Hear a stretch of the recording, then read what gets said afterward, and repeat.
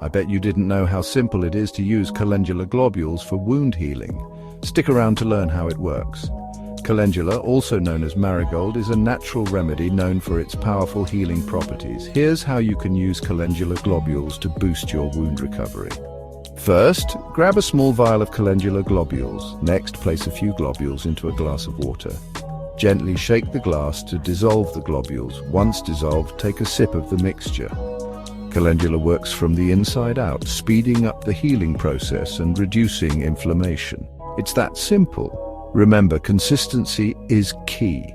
Drink this mixture a few times a day for best results. By using calendula globules, you're harnessing the power of nature to support your body's natural healing process. So next time you get a cut or scrape, reach for calendula and feel the difference.